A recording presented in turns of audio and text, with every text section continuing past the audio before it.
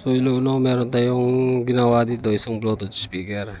Sabi daw hindi nagcha-charge. Ngayon yung tinignan natin to, problema nito, natuklap ang kanyang charging pin, tapos putok ang kanyang IC. Ito yung IC niya, no, kinuha na natin. Ayun, no, butas yung IC niya. So actually nagawa na natin to. Hindi lang natin na i-video kung paano natin ginawa, pero ipapakita ko sa inyo, tuturo ko kung anong ginawa kong paraan kahit wala tong IC na to.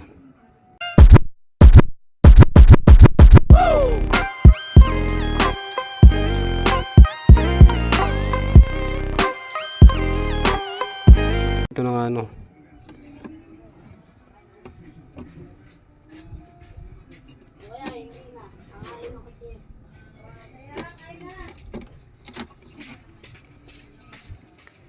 so ito na siya. Dahil wala na itong IC, ito yung IC. Ito. Dito nakalagay yung IC niya, no? Wala na to. So tinanggal na nga natin dahil pumutok na. Ang ginawa natin, nirekta na lang natin kahit wala itong IC. Nilagyan natin ito ng diode to. Puntang battery na. Tapos ginamperan na lang natin to ng wire, no? Wire na sa kanyang charging pin, no? Papunta dito yan sa may diode.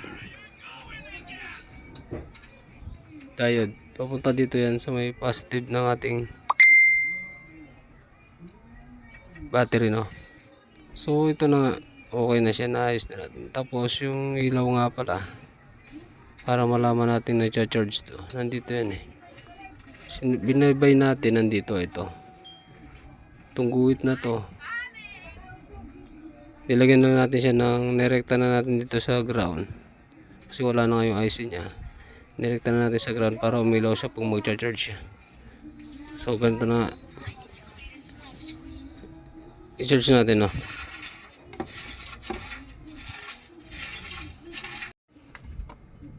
So ito, no, ito na nga yun.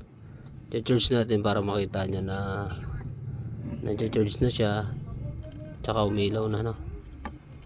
So ilalagay natin itong battery niya.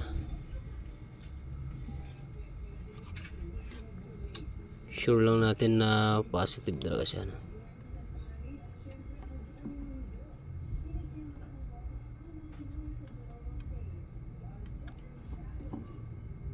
Nilagay na natin yung battery, no? Tapos ito na.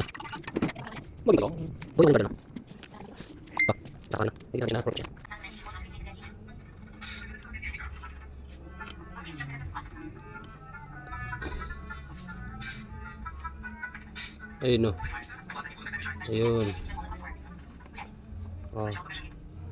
May ilaw na siya. So ibig sabihin good na to, okay na to. So gagawin natin, na-symbole na natin kasi ito ay na-charge na natin, kaya tested na to. So ganun lang, no? Ganun lang yung ginawa natin. Kaya sa ating mga baguhan dyan, ganun na lang gagawin natin instead na mag-order pa tayo ng IC. Kung wala tayong ma-order na IC, di ganun na lang remedyo natin. So good na good to